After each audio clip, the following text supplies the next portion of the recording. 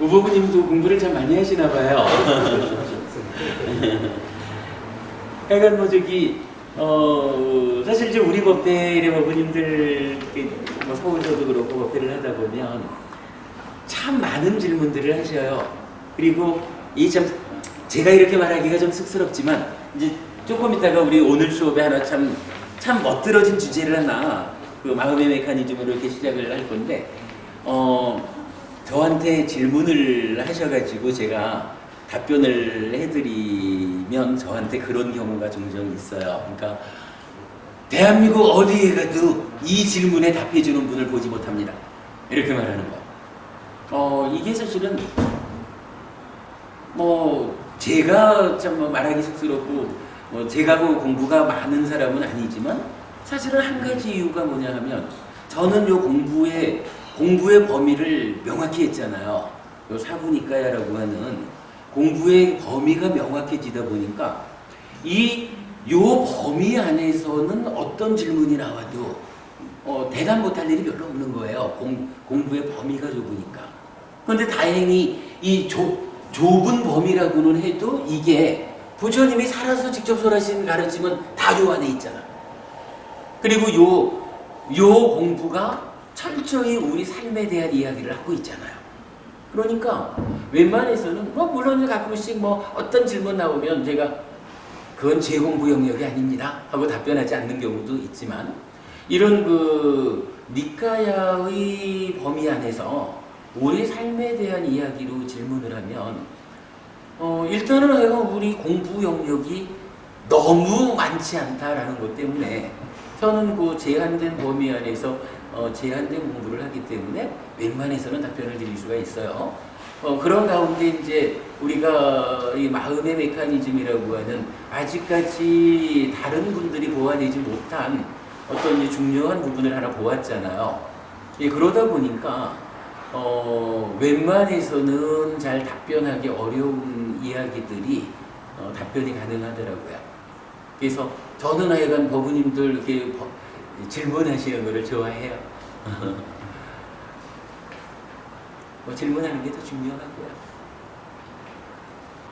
방금 하여간 제가 동의어 이어서는 안 된다라고 말한 거가 지금 5가지 자기 중에 간탐으로 시작하는 거와 까마찬다로 시작하는 거 요거를 동의어라고 본다면 이거 몸 밖에 있는 거에 대해서 내 거 하려는 요 욕심하고 까마라고 하는 이 소유의식이 다 소멸하고 그래야 초선에 드는 거잖아요. 그런 이후에도 나의 내면에서 남아있는 무언가 몸 밖의 것에 대한 어떤 지향성 까마찬다라는 게 까마라는 거라고 찬다가 이게 열에 이루지만 지향성의 의미거든요. 그러니까 이런 남의 거에 대해서 내 거 하려는 요만한 욕심하고 내 것까지 포함한 어떤 소유의식 요 소유의식까지 내려놓았는데도 나의 내면에서 작용하는 어떤 무언가 몸 밖으로 지향하는 이런 지향성 요렇게 3단계로 놓고 보면 이것은 영역이라는 게 완전히 다른 영역이잖아요. 근데 이거를 그냥 그렇게 말하는 거야. 간탐하고 까마찬다 이거 동의어래. 이게 동의어가 되면은 이게요 10과 100이 같은 거예요. 이렇게 말하는 그런 의미가 되거든요. 그래서 제가 어제는 사실 좀 안 좋은 표현으로 오랜 세월 우리 선배스님들이 공부하다가 잘 설명되지 않는 게 있으면 그냥 솔직히 요건 내가 잘 모르겠다. 감사합니다. 요건 내가 잘 모르겠고 뒤에 후배들이 풀어달라. 차라리 이렇게 말하면 뒤에 공부하는 사람 입장에서 주목해가지고 그 부분을 찾아갈 수가 있거든요. 그런데 하여간 여러 경우에서 보면 정말 동의어라고 볼 수 없는 것들을 동의어라고 간주하고 넘어가는 거예요. 그러면 이게 몇백 년 지나가지고 우리들이 볼 때는 옛날에 주석서를 통해서 선배 스님들이 동의어라 그랬는데 까마찬다 하고 간탐을 어떻게 이걸 동의어로 간주하고 공부를 하냐고요. 그러면 초선 이전에 초선을 성취하는 그 과정에서 5가지 장애가 먼저 소멸하고 그 이후에 내적인 느낌의 상승들, 환희시열, 경안행복 이래가지고 초선을 가는 요 표현하자면 수행의 첫 단계에 있는 감탐을 소멸하는 거하고 불환자가 되어야 소멸되는 이거하고를 이 두 개의 수행 단계를 어떻게 같은 거로 보냐? 사실은 말할 수 없는 이제 그런 어떤 이제 간주하고 넘어가는 이런 부분들은 분명히 피해야 되고 오늘 제가 이제 요거 밑닦아라는 얘기를 이제 꺼냈는데 어제 대구법회에서는 아예 그냥 1시간 잡아가지고 요 동의어 이어서는 안 되는 거 3가지를 이제 보았어요. 지금 이제 동영상에 다 올라갔는데 요거 이 윗닦아라고 하는 것도요. 주석서에서는 뭐라고 부냐하면 상가빠라는 거 있잖아요. 사유. 우리 정사유라고 말할 때 사유는 의업이잖아요. 의업에서 이제 견해를 제외한 감탐진해 요 생각작용을 하는 게 상가빠라고요. 근데 이 상가빠하고 윗닦아를 동의어라고 말하고 있거든요. 근데 이제 문제는 저도 꽤 여러 선배 스님들한테 윗닦아가 무엇이요? 라고 여쭤봤어요. 글쎄, 최고부님 이제 오늘 처음이죠. 공부를 좀 많이 하셨나요? 혹시 요 윗닦아라고 하는 거, 심이라고 하는 거가 무언지 혹시 좀 아셔요? 그냥 책에 저렇게 써 있는데도 밑가에서 보다가 그냥 이렇게 생각하고 무슨 복사이구나 그렇게만 그냥 하는 생각해서 특별히 깊이 생각해서 그렇죠. 박보부님 혹시 저 초선을 유심유사 이렇게 말을 하잖아요. 요 심이라고 하는 거 윗닦아, 약간 일으킨 생각이라고 번역을 하고 있지만 요 윗닦아가 무언지 혹시 좀 아시나요?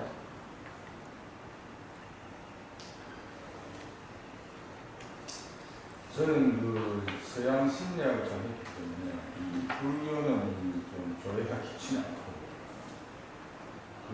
이 생각이라는 것은 이 본래 그 마음에서 어떤 경계를 대상을 접했을 때도 나올 수 있고 네. 내면적으로 자기가 어떤 회상이나 어떤 작용을 했어도 나올 수 있는 거죠. 예, 예. 근데 이 생각은 마음에 관한 작용이 아닙니다. 또 그 생각에도 오염된 그런 생각이 있을 수 있고 정화된 아주 본래 마음에서 나온 생각이 있을 수 있고 네네. 콘탁트 나오는 있을 수 있잖아요. 그렇죠. 어찌 보면은 그러니까 그 탐진치라는 것에 붙잡혔느냐 붙잡히지 않았느냐 이거에 따라서 청정한 일어남이 있을 수도 있고 네. 오염된 상태일 수도 있고 그런 거죠. 하여간 요 얘기를 조금 해보겠습니다. 자, 오늘 하여간 제가 그 자료를 아까 드린 자료가 아직 정리 안 된 거라고 해서 자료를 드렸는데 아직 정리되지 않은 이야기 하나.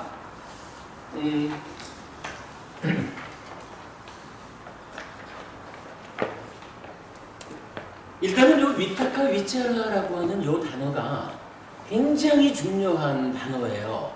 왜 중요하냐 하면 조금 전에 우리가 8정도를 보았거든요.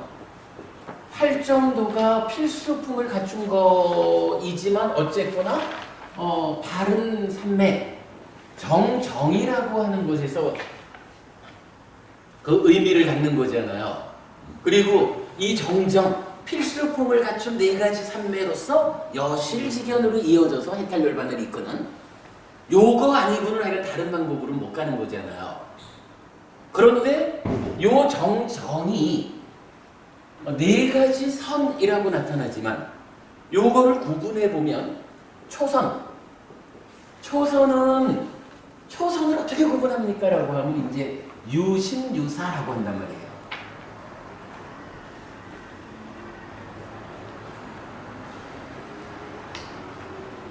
그리고 제2선부터 제4선까지가 있는데 뭐 여기 이제 뭐 3선, 제3, 제4 가면은 이제 그 대표적인 표현은 달라지지만 기본적으로는 제2선 이후는 무신무사라.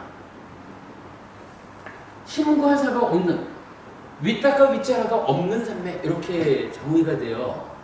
하여간 우리가 아는 것으로는 요 바른 산매라고 하는 것이 불교에서 얼마나 비중이 있느냐, 요거 모르고는 깨달음으로 못 가는 그건데, 요 바른 산매를 구성하는 네 가지 선이라는 것을 대표적으로 구분을 해보면 심과 사가 있느냐, 심과 사가 없느냐, 요거거든요. 이렇다면 탈정도가 중요하다, 바른 산매가 중요하다, 선이라는 것이 중요하다라는데, 요거 조금 더 들어가면 결국은 심과 사, 윗닦아 윗자라가 있습니까 없습니까? 요 얘기거든요. 그러니까 요것의 중요함이라는 얘기는 그대로 윗닦아 윗자라가 얼마나 중요한 건지를 말해주는 거거든요. 근데 제가 이제 이렇게 보기 이전에도, 그러니까 이렇게 중요성을 알기 이전에도 요 윗닦아라고 하는 게 무언가 굉장히 의미가 있는 건데 경을 보고 요 내용을 모르겠는 거예요. 뭐 주석서를 보고, 뭐 주석서에 보면은 뭐 종을 땡 치고 그러면 종소리가 여운을 남기고 뭐 이렇게 이제 나타나죠. 근데 아무리 봐도 윗닦아가 뭔지 윗자라가 뭔지 모르겠는 거예요. 사실은 지금도 잘 몰라요. 근데 이제 공부를 하는 가운데에서 쭉 좀 보다 보니까 우선은 다른 산매를 구분하는 이러한 중요한 것, 요거 모르고는 사실은 수행을 말할 수가 없겠다. 이제 이런 부분이 더 주목하게 됐는데, 그런 상태에서 이 윗닦아에 대해서 주석서가 뭐라고 말하느냐 하면 상가바와 동의다. 상가바, 이거 사유란 말이에요. 아마 지금 이제 박 부부님께서 말씀하신 뭐 그런 의미가 될 것 같아요. 그런데 이 윗닦아를 상가바라고 보는 일이 과연 타당할까? 여기에 주목을 해볼 때, 여러분 오늘 드린 자료 첫 페이지에 보면은요, 자 오늘 그러니까 아직 정리되지 않은 이야기 하나, 요거의 첫 페이지 보면 세 번째 단락에 특히 해탈경은 비구가 들은 대로 외운 대로 마음으로 생각해보고 지속적으로 고찰해보고 마음으로 숙고해보고 요 말이 나타나요. 근데 요게 원어가 뭐냐 하면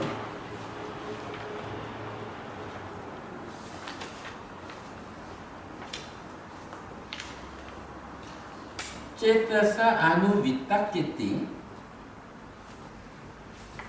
아누 윗자리띠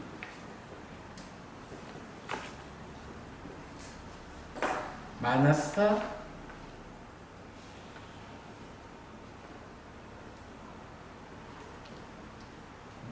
백하띠.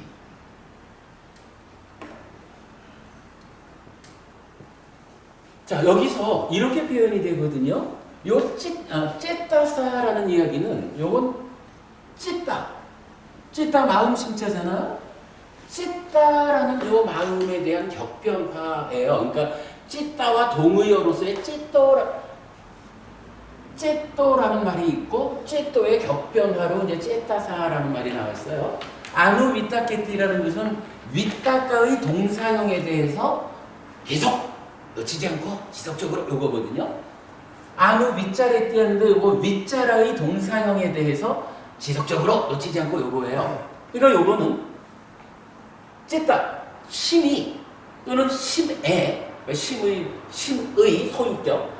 그러니까 찌따라고 하는 이 마음의 상태에서, 마음의 단계에서 윗닦아와 윗자라가 지속적으로.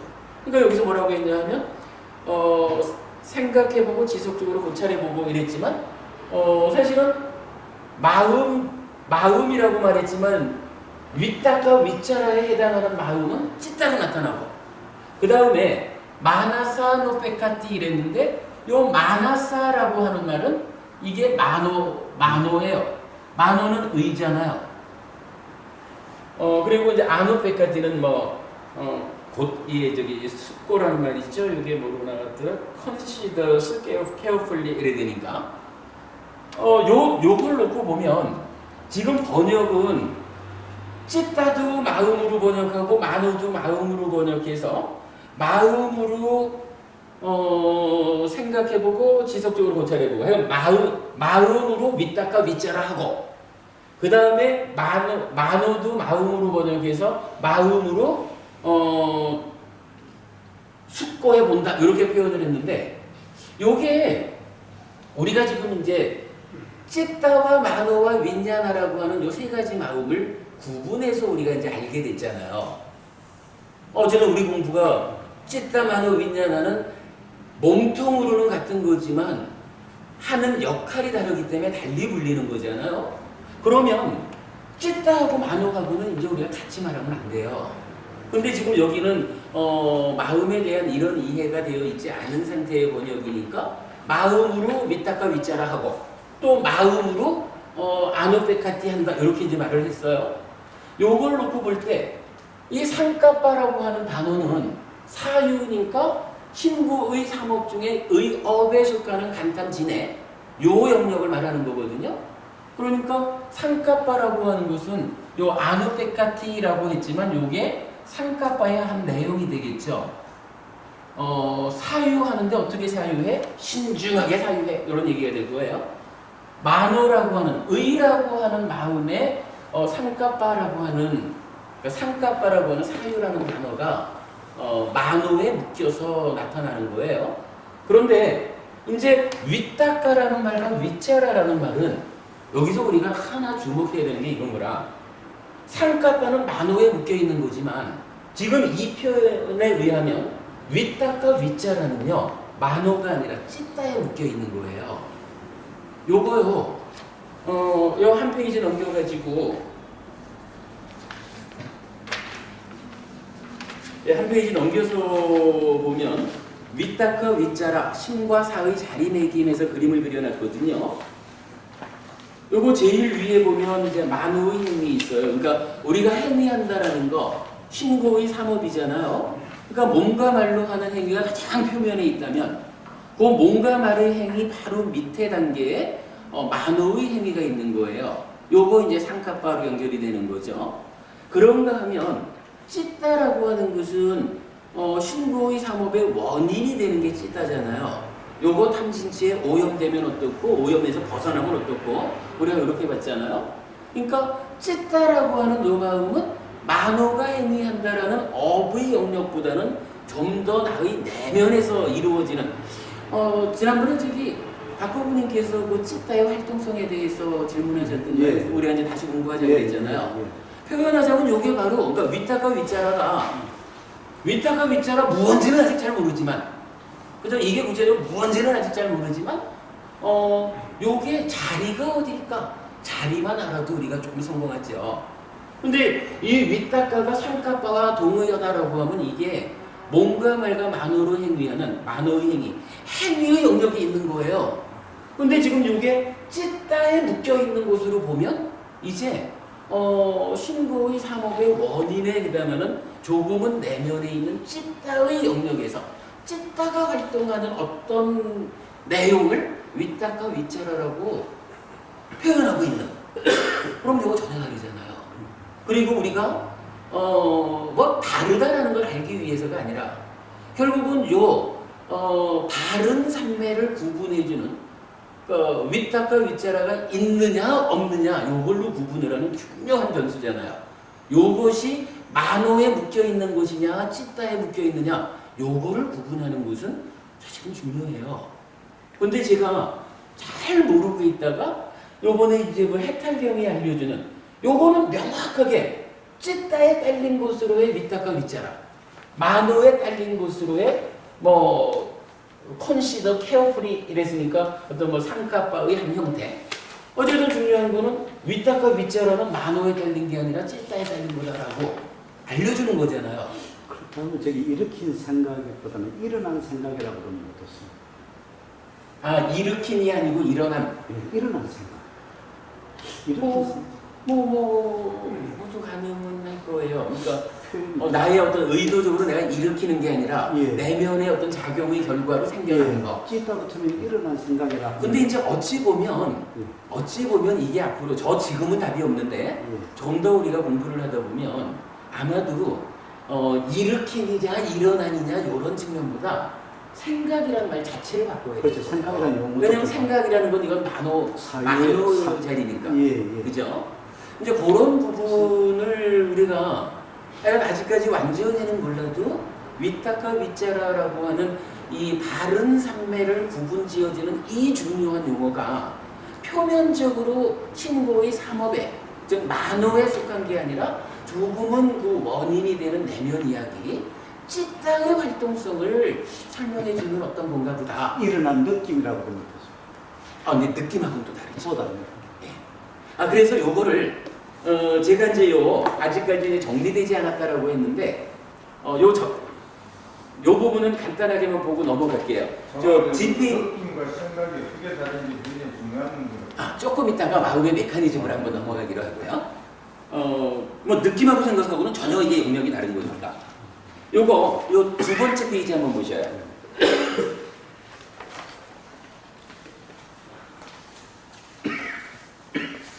자, 두 번째 차이, 두 번째 페이지. 윗다과 윗자라를 찌따의 활동성으로 이해하면, 지금 얘기죠. 이게 만호의 영역이 아니라 찌따의 영역으로 보면, 자, 찌따의 활동성으로 이해하면 좀 더 명확한 설명이 가능해집니다. 그러면 찌따의 활동성은 1. 행. 아까 우리가 즐기고 환영하고 묶여있으면 요거 봤죠? 가래 만드는 거. 행. 즐기고 환영하고 묶여있음과 2. 윗다과 윗자라의 두 단계로 구성되어 있음을 알 수 있는데 요거 그림에서 지금 두 단계로 표현해 놓은 거죠. 있는데 1. 행이 상카 유위법을 대상으로 하는데 반해 윗다과 윗자라는 외입처 법을 대상으로 하는 것으로 이해할 수 있습니다. 그렇다면 윗다과는 감각작용 이후 내면의 과정이 행위를 위해 외입처에게로 대상을 전환하는 자리인 것으로 이해할 수 있습니다. 라고 요점적으로 정리를 해봤는데 이따가 우리가 좀 마음의 메커니즘 하면서 좀 이해가 될 수 있을 거예요. 이런 이야기예요. 우리가요 기본적으로 가장 표면적인 삶은 어떤 건가요? 안입이 설신 의로 색성향 미촉법을 감각해 드리는 거잖아요. 감각해 드린 요 대상에 대해서 이제 몸과 말과 만으로 행위하잖아요. 행위를 누구한테 하나요? 똑같이 색성향 미촉 법이라는 대상한테 하거든요. 그러니까 삶의 가장 표면은 대상, 색성향 미촉 법이라는 것을 놓고 안입이 설신 의로 받아들여가지고 그것들에 대해서 몸과 말과 만으로 행위를 통해서 되돌려주는 요거지요. 그러면 그 중간에 감각한 상태에서 행위하는 요 사이에 어떤 과정이 있을까? 요게 이제 마음의 메커니즘으로 우리가 공부해야 될 부분이잖아요. 그러면 지금 여기서 말한 게 뭐냐 하면 요 즐기고 환영하고 묶여 있으면이라고 하는 이 찌따 활동성의 첫 번째 거 요거는 경전이 말해주기를 나의 내면에서 일어나는 요 느낌에 대해서 탐진치가 작용한 어떤 상태. 그러니까 색성한 미촉법이라는 드러나 있는 대상을 드러나 있는 요 외입처를 대상으로 하는 게 아니라 나의 내면에서 생겨난 느낌이요.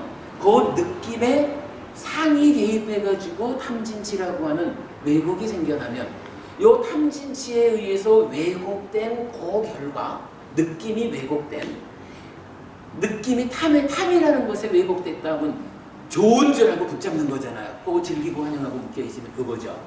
요렇게 찌따의 활동성의 전반부는 내면에서 발생하는 내면의 어떤 것을 대상으로 하는 거예요. 그러니까 찌따의 활동성이. 그런데 그렇다고 우리가 언제까지나 내면의 이야기만 할 수는 없잖아요. 결국은 몸과 말과 만호의 행위를 통해서 외입처한테로 돌려줘야 되는 거잖아요.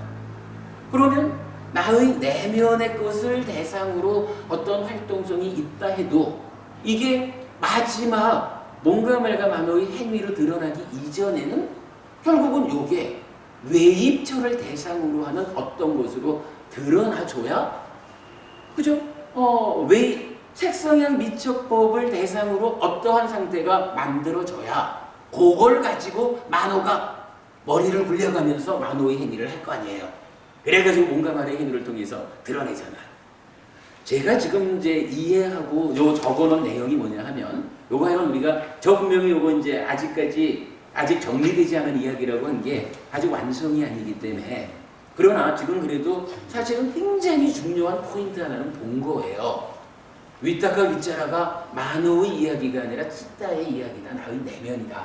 근데 요거를 아직까지 제가 일으킨 생각 이렇게 이제 표현을 하고 있지만, 요 일으킨 생각 위따가 요걸 놓고 삼매라는 것이 초선과 제2선 이후를 구분하는 이러한 중요한 그 어떤 크리티컬한 그 자리로 삼은 것은 뭘까요? 결국 감각해 드린 상태에서 나의 내면의 과정이, 내면의 어떤 이야기가 진행이 되는데, 결국 이거 다시 표면으로 꺼내가지고 행위해야 되잖아요.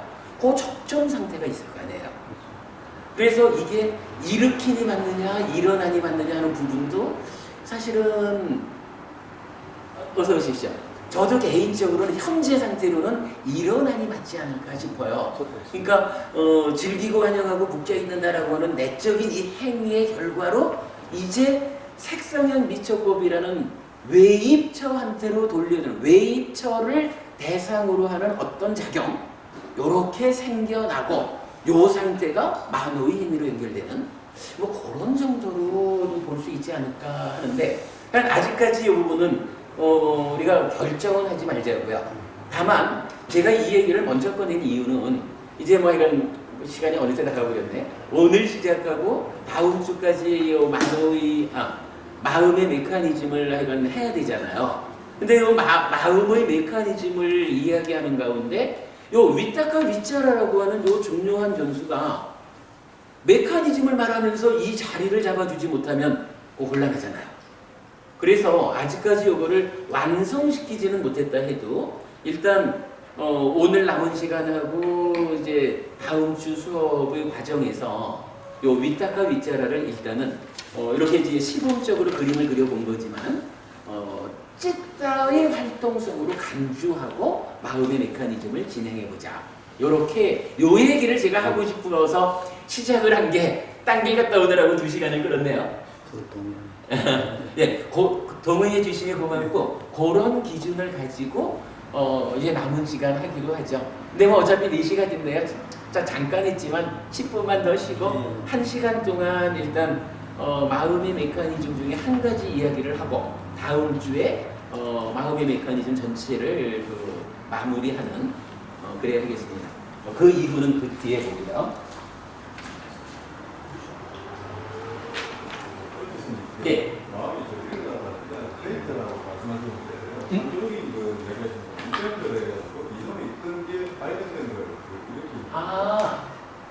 발견과 발명 이 측면을 말씀하실 때 태어난 발견이 이론이 상담하상에 항상 존재하는 게 있어. 우리가 발견을 하는 인벤트 영어로 보면 인벤트 하는 거예요. 그런데 크레이터라는 아주머니의 창조적인 부분인데 이 생각 자체가 장부에서 일어나는 건데 이론에 우리가 어떤 걸 발견을 하는 거예요. 아마도 그 부분에 대해서는 저는 크리에이티브라고 하고 싶은데요. 왜냐하면은 나라고 하는 이 내가 굉장히 주체적인 존재거든요. 이 나라고 하는 존재가 오치원이기 때문에 그 자체가 아는 아니요.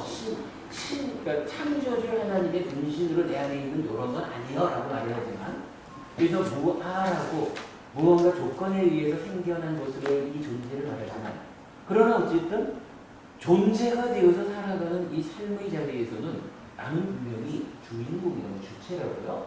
나의 삶은 창조적인 삶이라 어떠한 생각이라고 하는 게 좀 전에 이제 박보부님하고 일어나느냐 일으키느냐라고 한 요거를 그 부분에서 아마 이제 이런 질문이 있을 수도 있겠네요. 근데 그 부분에 대해서 제가 일어나니라고 말씀드린 거는 그 바로 밑에 단계가 찢다가 즐기고 환영하고 묶여있다라고는 자기 활동성을 주체적으로 한 결과로 생겨나는 것.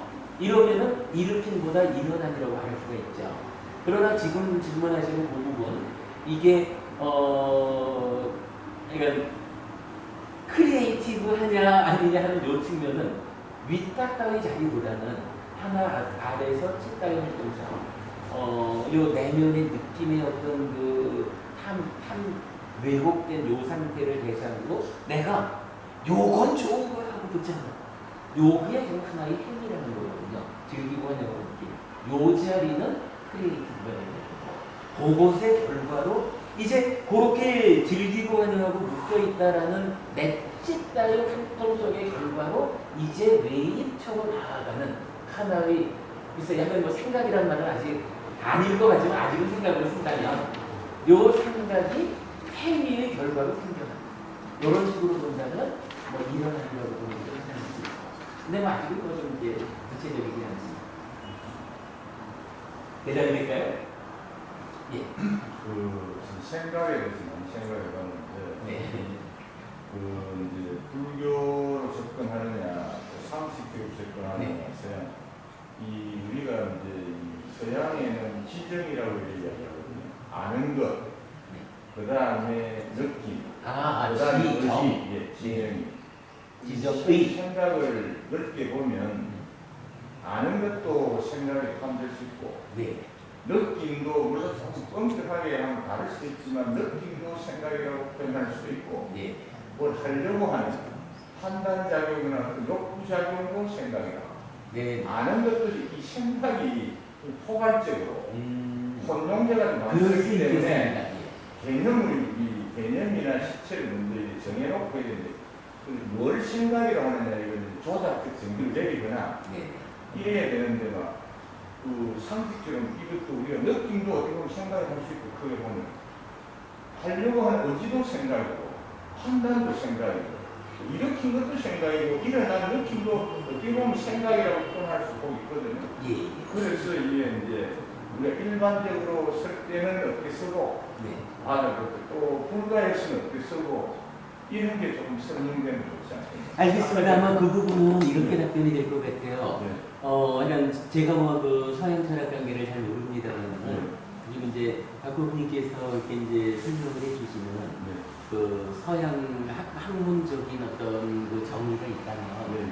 이제 그래 불교적으로는 제가 이제 그 분석경 내드리면서 분석경이 부처님이 사용하는 용어에 대해서 정의해 주는 경이라고 보자 이렇게 말씀드렸잖아요. 사실은 이제 12연기 우리가 마음의 메커니즘 결국 12연기를 설명이 되는데 이 마음의 메커니즘을 그려가다 보면 감각한다 뭐 인지 사실 뭐 인지하는 요것도 생각작용이겠죠. 근데 뭐 이건 인지한다 그것에 의해서 느낌이 생겨난다. 그리고 내적으로 경향성이 개입한다. 그것을 느낌을 상의 개입하여 분별해서 한다. 뭐 이런 부분들이 크게 보면 다 생각이라는 의미로 말할 수가 있을 것 같아요. 그런데 감사합니다. 그런데 이제 부처님은 포괄적으로 생각이라고 말하는 이 영역을 이제 짧게 나누어 가지고 나누어서 좀 더 구체적인 정의를 해주고 있다. 그러니까 어쩌면은 이제 지금 고모님 말씀하시는 그 생각은 마음이라는 거하고 몸이라는 것을 제외한 마음과 몸의 어떤 작용성, 뭐 이 부분을 생각이라고 표현할 수가 있을 것 같아요.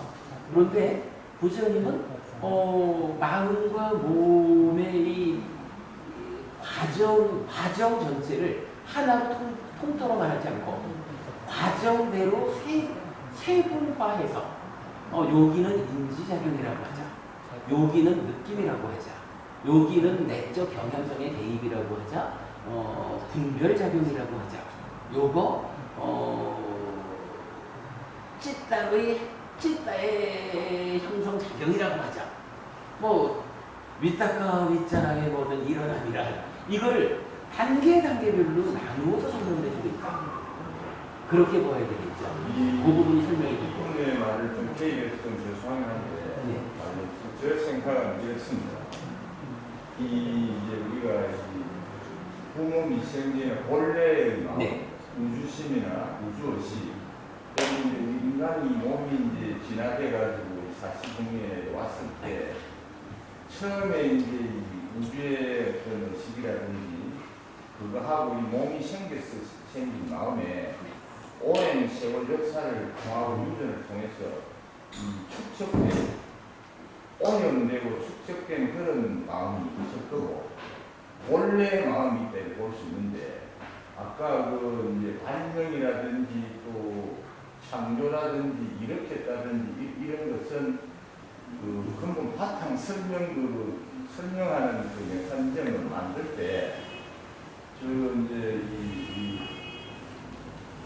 선원장처럼 이제 이런 방법도 있겠고 바탕이 어떻게 있고 그 다음에 그 위에 먹어가지고 축적된 생각에서 이게 어떻게 올라오느냐 저는 그런 생각 좀 했거든요. 예, 뭐 그런 부분 이게 뭐 굉장히 다양한 견해가 있을 텐데요. 그러니까 조금 이따가 우리가 얘기를 시작해 보지요. 저는 다양한 견해 중에 제가 알고 설명할 수 있는 거는 부처님이 보는 이야기.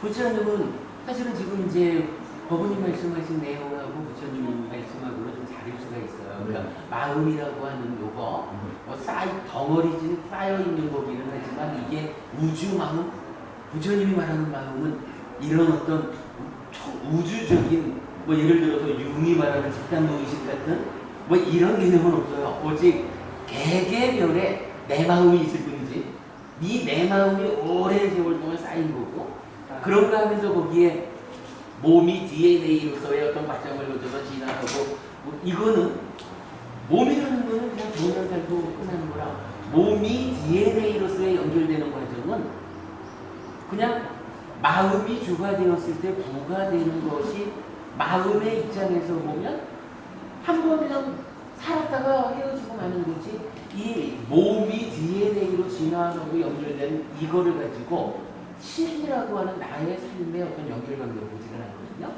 뭐 그런 차이들. 이런 거는 이제 우리 마음의 메커니즘으로 지금부터 한번 보죠. 그리고 또 이 문해라든지 이게 또 유전적인 이런 것도 생각을 했고 우리가 이제 감각적 눈으로 보고 이 눈으로 지금 우리 눈으로 봐서 이게 보인다. 네. 이게 보이는 거 하고 그 다음에 우리 볼펜이구나 이걸 아는 과정 이성을 이 말도 하는데 이게 감각기관이나 이게 보고 듣고 하는 건 설명이 되는데 그게 제가 어려운 말이에요. 질문이 마음은 뭐냐? 그럼 지금 이거는 설명하게 사버리는 아마도 설명됐는데 예, 그 부분이 설명됩니다. 마음은 뭐냐? 예. 그 부분을 설명할 수 있는 방법이 아마 니카야밖에 없을 겁니다. 그 부분이 그걸 듣고 싶은데 그렇습니다. 그래서 제가 이제 우리 뭐 순서를 떠나서라도 저희가 지난주부터 마음의 메커니즘을 해보자라는 거고 뭐 저로서도 니카야 공부를 통해 가지고 얻어내는 성취가 있다면 성과가 있다면 무엇보다도 그 부분인 거예요. 그러니까 마음 자체가 무언가 이 마음이 몸과 함께 세상을 어떻게 어떤 과정을 통해서 만나는가. 그러다 보니까 그 가운데에 무슨 문제가 있어서 괴로움이 생기는가. 어찌 보면 또 안다는 건 의미가 없을 수도 있어요. 괴로움의 문제가 우선한다면. 근데 결국 이제 왜 괴로울까라는 부분에 대한 답을 찾으려니까 이 마음은 어떻게 생겨난 걸까? 알아야지 찾아지는 거. 뭐 그렇게 해가지고 괴로움이 생겨나는 과정이 설명되고 그러면 이제 그 과정을 역으로 밟아가서 괴로움이 소멸되는 과정을 수행으로 설명하고 이렇게 가는 거죠. 저 질문이 좀 많은지 모르겠는데 이 몸과 융합된 몸에 그런 마음이 있을 수 있고 또 몸과 같이 따라가지 않는 마음 그럼 육체를 떠난 어떤 영적 마음도 존재할 수 있다는 전제 아닙니까? 그게 그 이제 마음은 뭐냐? 아니 근데 그 부처님 생각은 그런 전제를 인정하지 않아요. 안습니다. 예, 부처님이 말하는 마음은 단 한순간도 심지어는 죽는 순간 새로운 엄마의 뱃속에 들어가거든요. 죽어서 죽는 그 순간 모태에 들어간다라는 요 시간적인 차이는 없어요. 죽는 순간 이미 들어간 거야. 근데 그 순간까지도 지수화풍 공이라고 하는 물질적인 요소와 함께 마음이 모태해져요. 6개로서 모태해진다라고 나타나거든요. 그러니까 한순간도 몸을 떠난 어떤 지금 말씀하신 그런 마음은 불교 안 되는 거죠.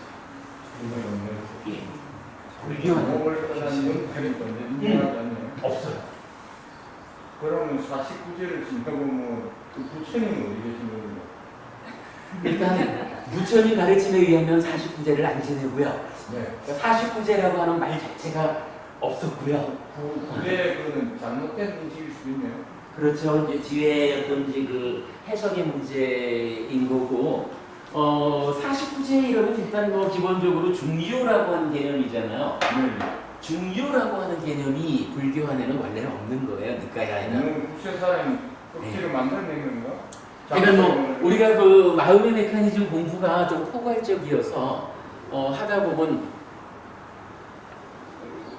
하여간 좀 시간을 여유를 갖고 하다 보면 그런 얘기가 다 설명이 돼요. 사실 지난 그러니까 작년 9월부터 우리 해피절법회 부산법회가 있었는데 그 법회에서는 요 마음의 메커니즘과 관련한 공부가 한 4달인가 4달 그러니까 마음의 메커니즘만 갖고 한 4달 정도를 한 것 같아요. 근데 긴 시간 공부를 한다라고 하다 보면 거기에서는 이제 법원님 말씀하신 뭐 윤회의 문제, 뭐 몸과 마음의 문제, 뭐 중류가 왜 없는가에서부터 이런 포괄적인 이야기를 경전원에는 다 알려줘요. 예를 들어서 몸과 마음이 서로 조건되는 것이다라고 하는데 서로 조건된다라는 것은 몸이 있다라는 것은 마음이 같이 있는 거고 마음이 있다라고 하는 것은 몸이 같이 있는 거거든요. 그런데 또 이제 합신경이라는 경전에서는 이 세상과 저 세상에 걸쳐 끊어지지 않는 시계의 흐름 이런 표현이 나타나요. 시기라는 게 중간에 이 세상과 저 세상의 사이에 뭐 한 49일쯤 끊어져 있다. 그러면 끊어져 있는 거니까 식 자체가 끊어졌으니까 요거 뭐 몸이 없는 거 이렇게 보아도 어떤 명분을 만들어낼 수 있을지 몰라요. 근데 부처님은 이 세상과 저 세상에 걸쳐서 갭이 없다는 거예요. 끊어지지 않는다는 건 시기. 식이 끊어지지 않는다는 것은 그러니까 식이란 마음, 몸과 마음이 서로 조건되는 관계에 의하면 마음이 끊어지지 않는다는 것은 그렇지. 마음이 끊어지지 않는다는 것은 몸도 끊어지지 않는 거예요. 근데 실제로 몸은 죽잖아요. 죽으니까 어떻게 돼요? 이 몸이 죽는데도 불구하고 식이 끊어지지 않아서 몸이 끊어지지 않으려면 죽는 그 순간 이미 새로운 뭔가 만나야 되는 거거든요. 요게 경전이 알려주는 죽은 다음에 새로 태어남의 과정이에요. 그러니까 사실은 뭐 49제를 말하려면 죽어서 다시 태어날 때까지의 어떤 그 단절되어 있는 과정이 필요하다고, 시간이 필요하다고요.